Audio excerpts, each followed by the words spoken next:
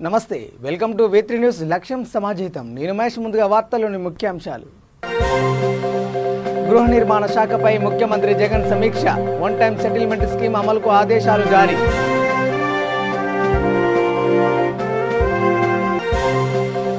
సిరిసిల్లాలో యాసంగి పంటల మార్పిడిపై అవగాహన కార్యక్రమం రాష్ట్రంలో 4 విప్లవాలు ఆవిష్కరించబడ్డాయన్న కేటీఆర్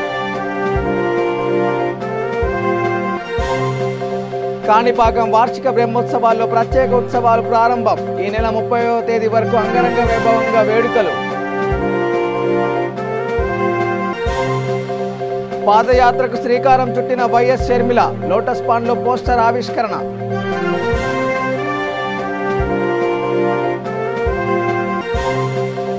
మందకృష్ణకు టీడీపీ నేతల పరామర్శ టీడీపీ ఎవరికి ఆపద వచ్చినా ముందుంటుందన్న నేతలు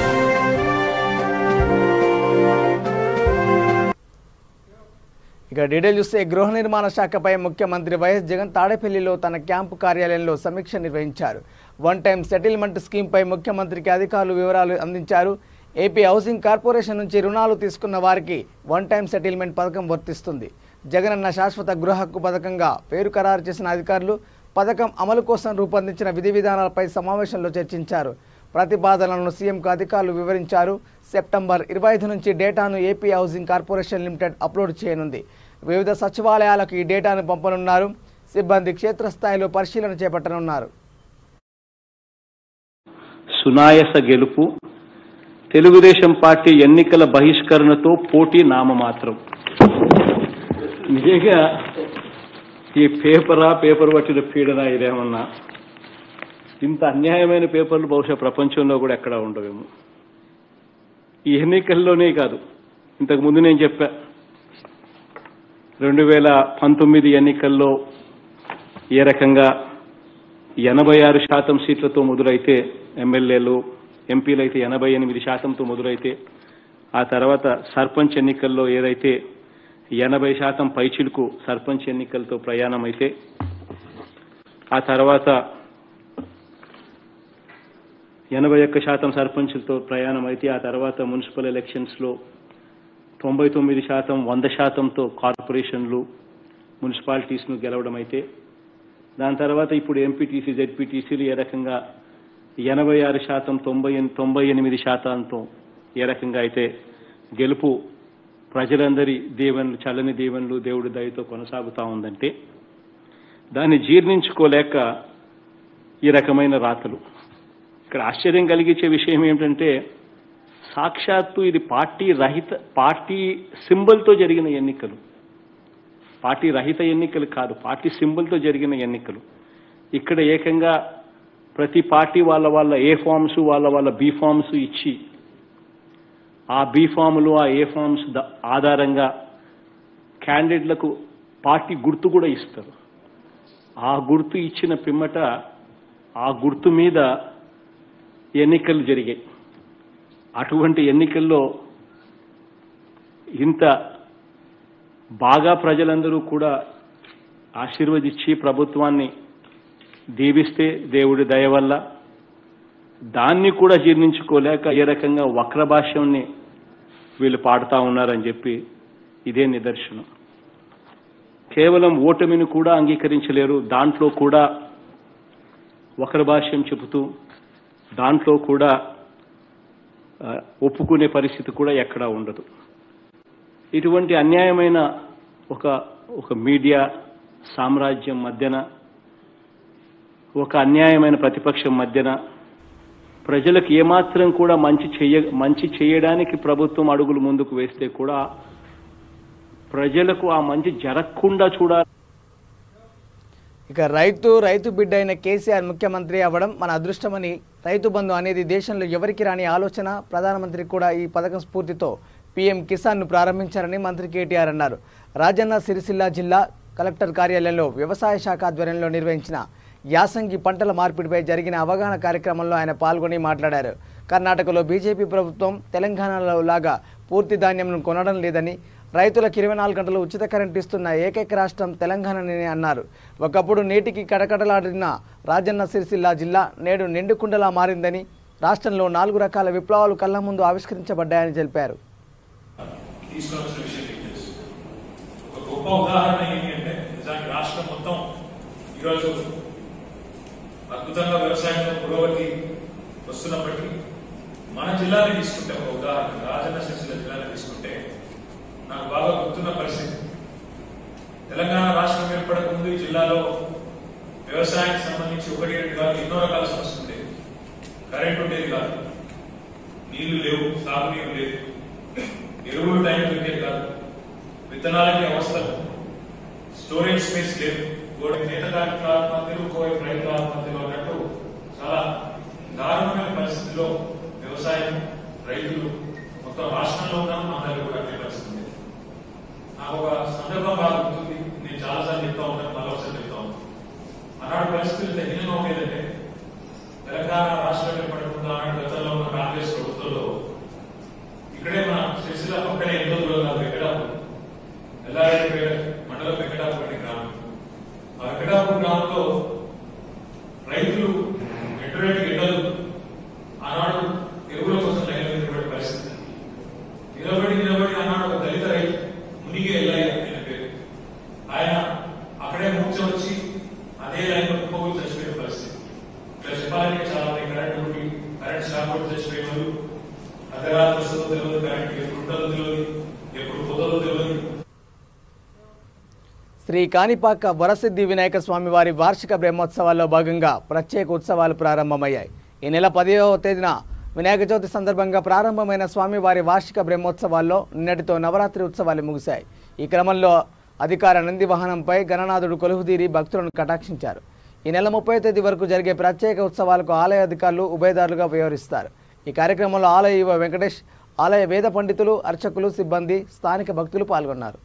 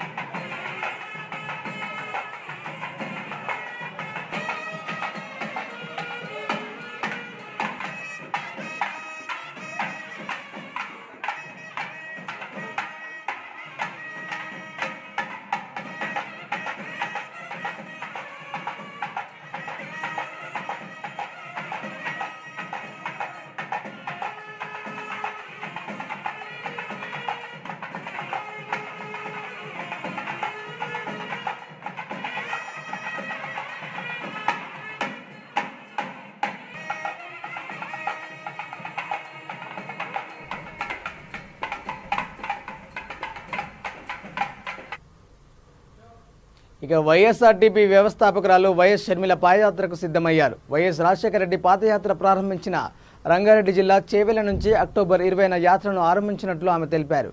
లోటస్ పాండ్లో ఏర్పాటు చేసిన విలేకరుల సమావేశంలో పార్టీ నేతలు కొండ రాఘవరెడ్డి, తూడి దేవేందర్, ఏపూరి సోమన్న, బానోతు సుజాత, సత్యావతులతో పోస్టర్ విడుదల చేశారు. ఈ సందర్భంగా మీడియాతో మాట్లాడిన షర్మిల 7 ఏళ్ల కాలంలో తెలంగాణ ప్రజలు ఏం కోల్పోయారో వారికి తెలియజేయాల్సిన అవసరం ఉందన్నారు. స్వార్థ రాజకీయాల కోసం రాష్ట్రాన్ని పాలకులు ఎలా భ్రష్టు పట్టించారో ప్రజలకు చెప్పాల్సి ఉందన్నారు. కాంగ్రెస్, బీజేపీ, కేసీఆర్కు అమ్ముడుపోయాయని, ప్రజలకు అండగా ఉండేందుకు వైఎస్ రాజశేఖర రెడ్డి తెలంగాణ పార్టీ ఆవిర్భించిందన్నారు. ప్రజా సమస్యలు విని వాటికి పరిష్కారం కోసమే ఏడాది పాటు ప్రజా ప్రస్థాన యాత్ర చేపడుతున్నామని తెలిపారు. స్వార్థ రాజకీయాల కోసం, కుటుంబ ప్రయోజనాల కోసం కేసీఆర్ గారు మన రాష్ట్రాన్ని ఎలా భ్రష్టు పట్టించాడో చెప్తాం. కేసీఆర్ గారికి కాంగ్రెస్ పార్టీ, బీజేపీ పార్టీ ఎలా అమ్ముడుపోయాయో వివరిస్తాం. ప్రతిపక్షమే లేక, ఇక దిక్కే లేక కేసీఆర్కే ఇక ఓట్లు వేయాల్సిన అవసరం లేదు. ప్రజలకు నిజంగా సేవ చేయటానికి వైఎస్ఆర్ తెలంగాణ పార్టీ వచ్చిందని, ఉందని, మేమొక ఆల్టర్నేటివ్ అని ప్రజలకు నమ్మకాన్ని ఈ పాదయాత్ర ద్వారా కలిగిస్తాం. సరిగ్గా ఈ రోజు నుంచి నెల రోజులకు అక్టోబర్ 20వ తేదీన ఈ పాదయాత్ర మేము మొదలు పెట్టబోతున్నాం. వైఎస్ఆర్ గారు ఆయన ప్రజాప్రస్థానం ఏ చేవెలలో అయితే మొదలు పెట్టాడో మా ప్రజాప్రస్థానం కూడా అదే చేవెలలో మొదలు పెట్టబోతున్నాం. జిహెచ్ఎంసీ మినహాయించి మిగతా అన్ని ఉమ్మడి జిల్లాలు కవర్ చేస్తూ దాదాపు 90 నియోజకవర్గాలను తాకుతూ అన్నీ పూర్తి చేసుకొని తిరిగి మళ్లీ చేవెళ్లలోనే ఈ పాదయాత్రను పూర్తి చేస్తాం.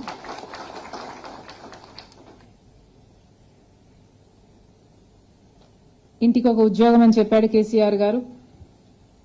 మోసపోయిన విద్యార్థులు, నిరుద్యోగులు ఈ రోజు వరకు ఆత్మహత్యలు చేసుకుంటూనే ఉన్నారు.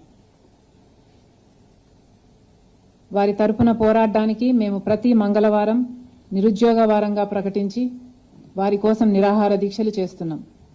కేసీఆర్ గారు ఈ లోపల నోటిఫికేషన్లు ఇవ్వని పక్షంలో పాదయాత్రలో కూడా ఈ నిరాహార దీక్షలు, మంగళవార నిరాహార దీక్షలు కొనసాగుతాయి. ప్రజల కష్టాలు వింటూ వారికి మేమున్నామని, వారి తరపున పోరాడతామని వారికి భరోసా కల్పిస్తూ వైఎస్ఆర్ సంక్షేమ పాలన మళ్లీ తీసుకొస్తామని వారిలో ఆశ బ్రతికించడమే ఈ పాదయాత్ర ముఖ్య ఉద్దేశం. ప్రతి పల్లెకు వెళ్తాం, ప్రతి గడప తడతాం, అందరినీ కలుస్తాం. Thank you. ఎంఆర్పీఎస్ వ్యవస్థాపక అధ్యక్షుడు మందకృష్ణ మాదిగను మర్యాదపూర్వకంగా కలిశారు టీటీడీపీ పోలిట్ బ్యూరో సభ్యుడు రావుల చంద్రశేఖర్ రెడ్డి. అంబర్పేట నియోజకవర్గ ఇన్ఛార్జ్ బిల్డర్ ప్రవీణ్. అనంతరం వారు మాట్లాడుతూ ఎస్సీ వర్గీకరణ కోసం ఢిల్లీ వెళ్లిన సమయంలో ఇలాంటి ఘటన జరగడం చాలా దురదృష్టకరమని, త్వరగా కోలుకోవాలని ఆకాంక్షించారు. తెలుగుదేశం పార్టీ ఎవరికి ఆపద వచ్చినా ముందుంటుందని వారు తెలిపారు. మందకృష్ణ మాదిగను కలవడానికి వచ్చిన మాజీ ముఖ్యమంత్రి చంద్రబాబు నాయుడుకి అభిమానులు ఘనస్వాగతం పలికారు.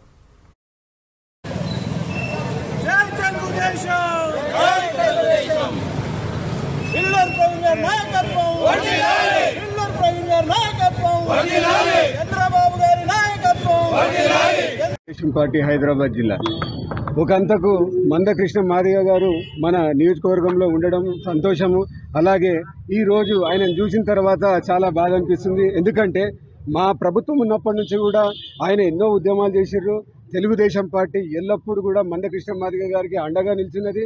ఆయన చేసే ఎన్నో మహత్తర కార్యక్రమాలకు మా నాయకుడు, ఆది నాయకుడు నారా చంద్రబాబు నాయుడు గారు ఆమోదపరిచి, మా రావులన్న గారు కూడా అప్పట్లో అన్నగారు చూసేది చాలా విషయాలు.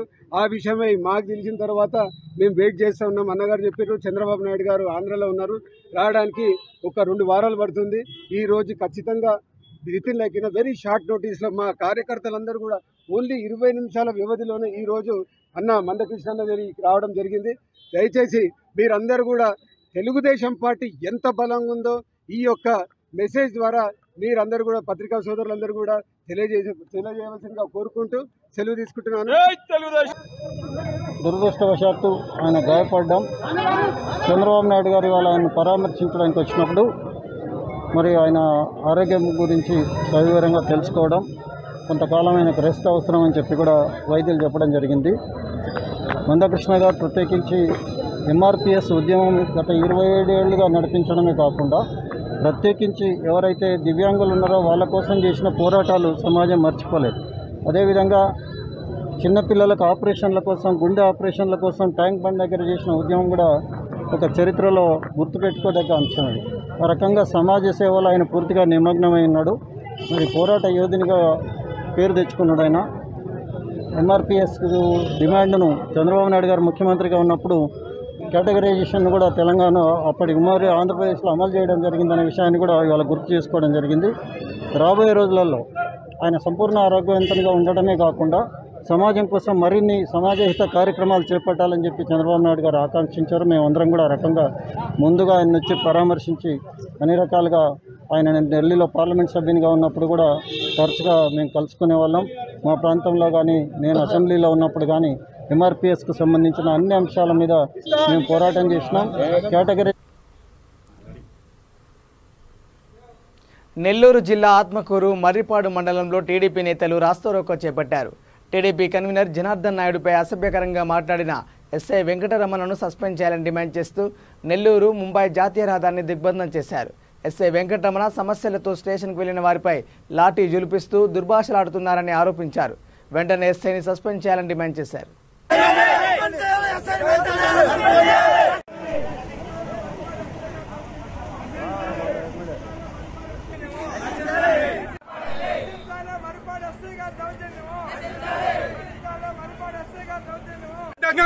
నీ ఆలిందంగా నా మాట తప్పితే ఉన్నది మాట్లాడుకుంటా దుర్మార్గంగా మాట్లాడి అతను కుటుంబ సభ్యుల్ని మనం మాట్లాడము. ఎందుకంటే అతను మండల స్థాయి అధికారి అయినా అతను పోలీస్ అధికారి. ఇప్పుడే మన బ్రిటిష్ గవర్నమెంట్ లో లేవు, మనం ఉండేది ప్రజాస్వామ్య గవర్నమెంట్ లో. అయినా అతని పాలన అతని మారుతీరు చూస్తే మర్రిపాడులో ప్రతి ప్రజలు మర్రిపాడు మనల్ని అడలెత్తిపోతా ఉన్నారు. కానీ అయినా నేనేమి అతను నిజార్థమని కాదు, అతను నేను పోయి గౌరవంగా నేను మాట్లాడుతుంటే నా కొడక నీ అమ్మంతంగా నీ ఆలిందంగా నువ్వు మండల కన్వీనర్ ఏం చేస్తావు? నీకేముంది? నీకు ఏ హక్కు? నా కొడక అదే ఏఎస్ఐ గారిని వాడు కుజ్జావాడిని నీ పక్కన కూర్చొని పెట్టుకుంటావా? కుజ్జావాడిని నువ్వు పక్కన కూర్చొని పెట్టుకుంటావా? ఏఎస్ఐ అంటాడు. ఏఎస్ఐ గారు అదే మనం మాట్లాడు. కుజ్జావాడిని నువ్వు పక్కన కూర్చొని పెట్టుకుంటావా? నువ్వు వాడికి సపోర్ట్ చేస్తావా? వాడికి నువ్వు సపోర్ట్ చేస్తావు, నువ్వు సపోర్ట్ చేస్తావు వాడిక అదే ఏఎస్ఐని మాట్లాడుతుండే.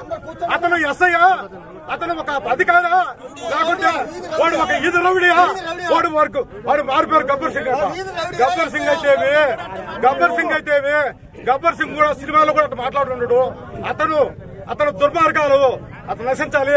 అతను ఇమ్మీడియట్లీ మర్రిపాటి సస్పెండ్ చేయాలి. వికారాబాద్ జిల్లా పరిగి ప్రాంతాల్లో భారీ శబ్దాలతో ఉరుములతో మెరుపులతో మెరుస్తూ భారీ వర్షం కురిసింది. ఈ వర్షం ఏకధాటిగా గంటన్నర పాటు కురిసింది. పరిగి పట్టణంలోని వీధులు వర్షానికి పూర్తిగా జలమయమయ్యాయి. పట్టణంలోని బీజాపూర్ హైదరాబాద్ రహదారిపై వర్షపు నీళ్లు నిలిచాయి. పలు వీధుల్లో మురుగునీరుతో పాటు వర్ష నీరు నిలిచింది. వర్షం ఎక్కువ పడడంతో రోడ్డుపై మబ్బులు కలుముకున్నాయి. ఎక్కడి వాహనాలు అక్కడే నిలిచాయి.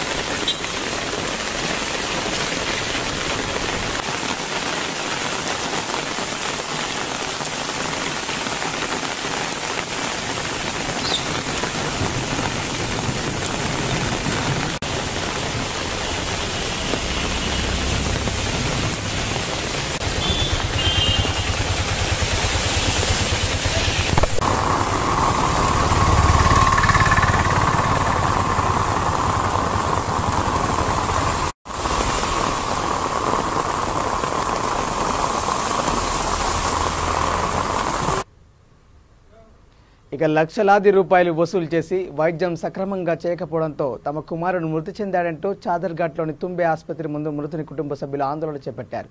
మలక్పేట్ రైల్వే బ్రిడ్జి వద్ద రోడ్డుపై ముగ్గురు యువకులు నడుచుకుంటూ వెళ్తున్నారు. ఇంతలో గుర్తు తెలియని కారు ఢీకొట్టింది. ఈ ఘటనలో ముగ్గురు గాయపడ్డారు. మలక్పేట పద్మానగర్కు చెందిన సోహిల్ను సమీపంలోని తుంబే ఆసుపత్రిలో చేర్పించారు. చికిత్స పొందుతూ మృతి చెందారు. వైద్యుల నిర్లక్ష్యమే కారణమంటూ కుటుంబ సభ్యులు సిబ్బందితో వాగ్వాదానికి దిగారు. దీంతో ఉద్రిక్తత నెలకొంది. పోలీసులు భారీ సంఖ్యలో చేరుకున్నారు. क्या बोले 50,000 रुपये बने तो ग्लूकोज चढ़ाते बोले तो हमारा पहले 50,000 रुपये बन गए। फिर बाद में क्या बोले दिमाग की सर्जरी करना पड़ता है, 1,20,000 रुपये रखे तो सर्जरी होती बोले तो 1,20,000 रुपये दिए। बच्चे की डेट हो गई, हमारे को बोले नहीं करे कुछ भी इन्फॉर्मेशन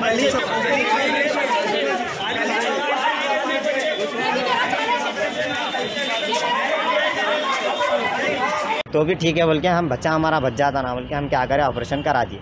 कराए बाद अब रात में फिर क्या करें एक साइड का खून निकाल दिया, अब और एक साइड का कराना है बोल के रात में एक देखेंगे CT स्कैन निकालेंगे, सुबह में वो करेंगे बोल के ऑपरेशन तो कर दिए। करके बच्चा 2 घंटे में होश में आता बोल के हमको बोले। अब 2 घंटे के बाद हमारे को 2 घंटा नहीं पूरे सुबह तक हम यहीं खड़े हुए, बुलाए नहीं हमको कोई भी। 3 बजे रात को क्या करे बुला के वो पेपर दिए, सो हम क्या करें बोले तो है बोले तो वो गोलियां लेके आओ बच्चे को ट्रीटमेंट कराना है बोल के बोले।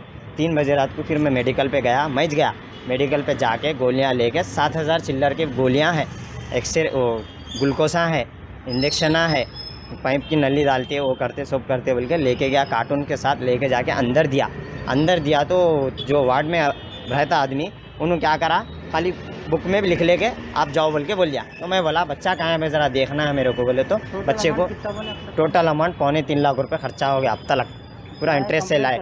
कंप्लेंट अभी तक कुछ भी नहीं करे, अभी खाली ये जो अब यहाँ बच्चे की डेथ हो गई खाली सुबह हमको ऐसा सुनाते हैं गड़बड़ी में, कुछ भी नहीं हुआ अभी तक।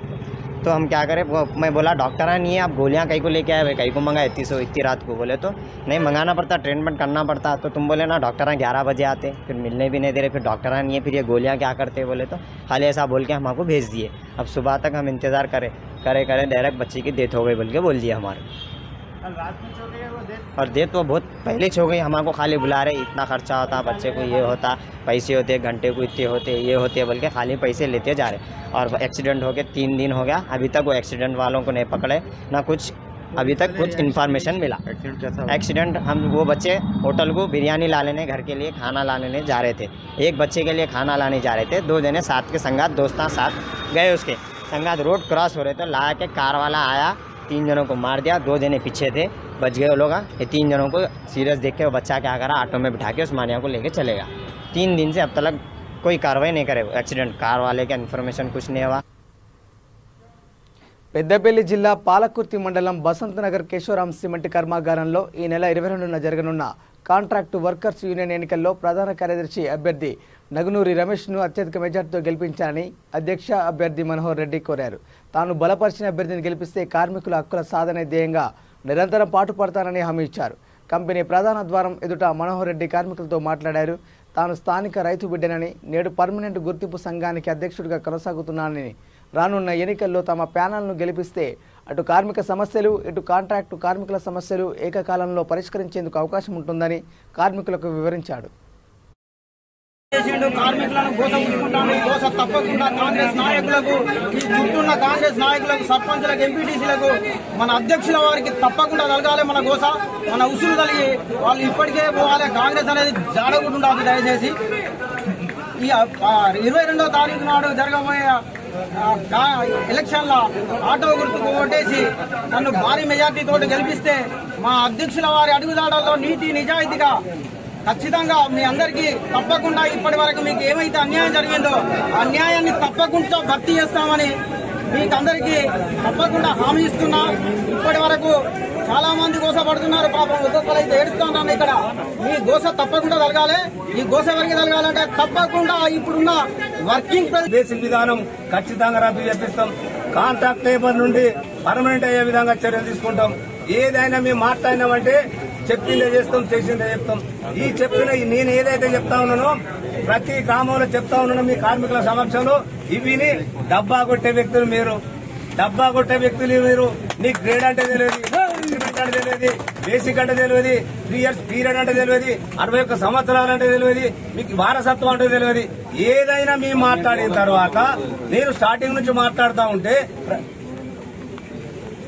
ఏదైనా మేము మాట్లాడిన తర్వాత మాయ మీరు కాపీ కూడా చెప్పారు, కానీ మీకు ఎలాంటి చేసిన వ్యక్తులు కాదు. మేము ఇంకొక విషయం చెప్తా ఉన్నాం. ఇవాళ సిగ్గుమానం లేకుండా నాకు కాంట్రాక్ట్ అంటాను. ఇవాళ నీ గురించి ఇన్ని పేపర్స్ డాక్యుమెంట్ వర్క్ వచ్చిన 20 ఎకరాలకు సంబంధించిన భూములు, కంపెనీ 5 ఎకరాలు, పరంపోగులు 20 ఎకరాలు. ఇవాళ మీ వ్యక్తులు నిన్నటికి నిన్న గోడకు పొక్కలు కొట్టుడైతే మీకు బాగా తెలుసు. మాకు ఏ గోడకు పొక్కలు కొట్టి ఇనుప సామాన్ ఎత్తుకపోయే సంస్కృతి మీది. ఇలా గోడకు పొక్క కొట్టిన ఆనవాళ్ళు ఉన్నది మీ కంపెనీ, మీ కార్మికులే చూస్తా ఉన్నారు. ఎంతమంది మీద కేసులు అయినా. రేపు పొద్దున మైన్స్ పోతారు, తెల్లబండి అట్నుంచి ఎత్తుకపోతారు, అట్నుంచి మొర ఎత్తుకపోతారు. ప్రతిదీ దొంగ బుద్ధి మీకున్నది, మాకు లేదు. నేను గర్వంగా చెప్తానా, నేను ఒక రైతు కుటుంబం నుంచి వచ్చిన, నేనే దొంగ కుటుంబం నుంచి రాలే. నువ్వు ఏ కుటుంబం వచ్చినా నువ్వు నేర్చుకొని నేను చెప్తా ఉన్నా. నువ్వు రేట్లు ఫిక్స్ చేసింది, ప్రతి దానికి ఒక రేటు ఫిక్స్ చేసింది మీ సంస్కృతి. క్వార్టర్కో రేటు, తర్వాత బేసిక్ రేటు, తర్వాత రేటుకో రేటు, ఏ దానికైనా ఒక రేటు. ఇక జూబ్లీహిల్స్ నియోజకవర్గం యూసఫ్గూడ కృష్ణానగర్లో ఏర్పాటు చేసిన గణపతి లడ్డు వేలంపాట పోటాపోటీగా సాగింది. యూసఫ్గూడ కార్పొరేటర్ రాజ్ కుమార్ పటేల్ ఆధ్వర్యంలో నిర్వహించిన ఈ వేలంపాటలో 4 స్నేహితులు లడ్డును సొంతం చేసుకున్నారు. రవి, శ్రీనివాస్, వినోద్ చౌదరి, బాబీ 1,51,000 రూపాయలకు లడ్డును సొంతం చేసుకున్నారు. ఈ సందర్భంగా ఆ 4గురిని గణేష్ ఉత్సవ కమిటీ సన్మానించారు.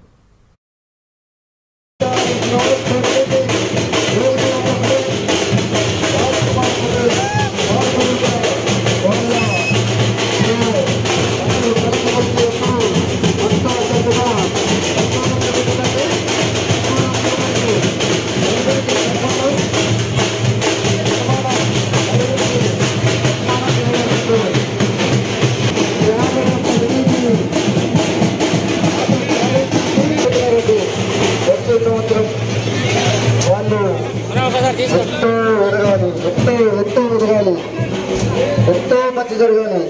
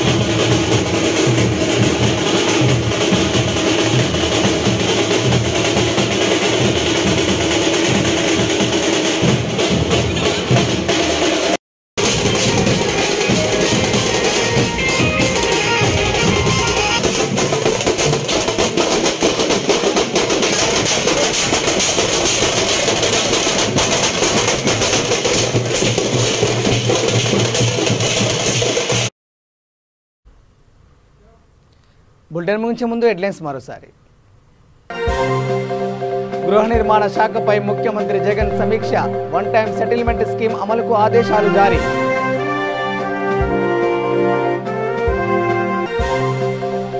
సిరిసిల్లాలో యాసంగి పంటల మార్పిడిపై అవగాహన కార్యక్రమం, రాష్ట్రంలో 4 విప్లవాలు ఆవిష్కరించబడ్డాయన్న కేటీఆర్. కాణిపాకం వార్షిక బ్రహ్మోత్సవాల్లో ప్రత్యేక ఉత్సవాలు ప్రారంభం, ఈ నెల 30వ తేదీ వరకు అంగరంగ వైభవంగా వేడుకలు. పాదయాత్రకు శ్రీకారం చుట్టిన వైఎస్ షర్మిల, లోటస్ పాండ్లో పోస్టర్ ఆవిష్కరణ.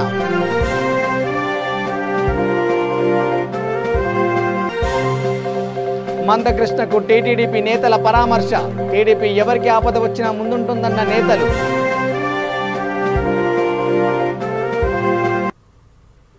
ఇవి bulletin updates. Keep watching V3 news. లక్ష్యం సమాజైతం. నమస్కారం.